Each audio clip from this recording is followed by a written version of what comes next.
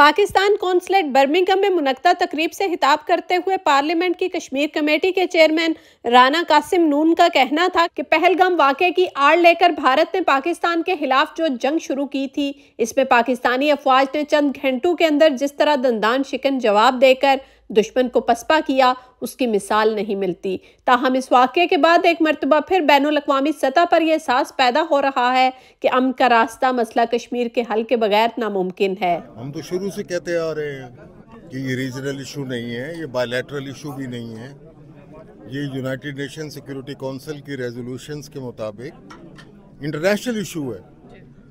और फिर इसके आप ये देखें कि 3 न्यूक्लियर पावर्स स्टेक होल्डर्स हैं, पाकिस्तान, चाइना एंड इंडिया। तो किस तरह ये रीजनल इशू अपना बायलैटरल इशू है? तो डोनाल्ड ट्रंप साहब ने जो स्टेटमेंट दी है हम उसको अप्रिशिएट करते हैं, वेलकम करते हैं। कश्मीर कमेटी के दीगर अरकान पीटीआई के MNAs रियाज फतेहाना, मलक अनवर ताज और पीपल्स पार्टी के सैयद जावेद अली शाह का कहना था कि हालिया पाक भारत जंग और फिर अमरीकी सदर डोनाल्ड ट्रंप के इस तनाजुर में दिए गए बयानात के बाद कश्मीर का मसला बैनुल अक़वामी सतह पर पूरी शिद्दत के साथ उभरा है।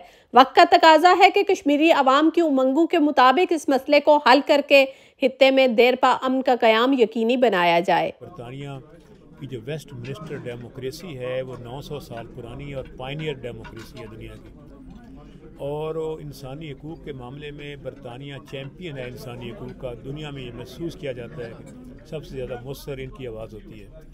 तो हम वो दरवाज़ा खटखटाने आए हैं। हमने पार्लियामेंट में काफ़ी लोगों से मीटिंग की हैं, हाउस ऑफ कॉमन में, हाउस ऑफ लॉर्ड्स में और बाकी लोगों से भी। हमें दुख है कि मोदी हमेशा कोई ना कोई बहाना करके हमारे निहत्ते मुसलमानों पे हमला करता है और उनको तकलीफ़ पहुंचाता है। उनके बहुत ज़्यादा ज़्यादतियाँ उन लोगों ने के साथ की है, उसकी हमें तकलीफ़ होती है। और हमने तो आज भी कहते हैं कि जो UN काउंसिल का जो रेजोल्यूशन है उस पर अमल करें। We don't want something anything else.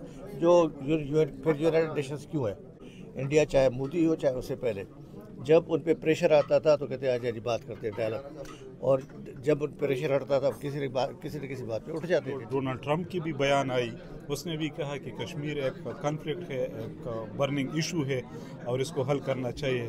तो हम उम्मीद करते हैं कि वर्ल्ड कम्युनिटी जो यूएनओ के करारदाद पास हुई थी, जहाँ पे रेजोल्यूशन पास हुई थी इस हक़ में कि सेल्फ डिटर्मिनेशन पे बात तकसीम होगी, कश्मीर का फैसला होगा, तो हम ये उम्मीद करते हैं कि अक़वाम मुत्तहिदा के यूएनओ के जो करारदाद थे उस पर अमल करें। इस मौके पर तकरीब के शुरका ने भारतीय जारहियत का भरपूर तरीके से मुंह तोड़ जवाब देने पर हुकूमत पाकिस्तान, मुसल्लह अफवाज और फील्ड मार्शल सैयद आसिम मुनीर को भरपूर खराज तहसीन भी पेश किया। साइमा हारून, जियो न्यूज़, बर्मिंघम।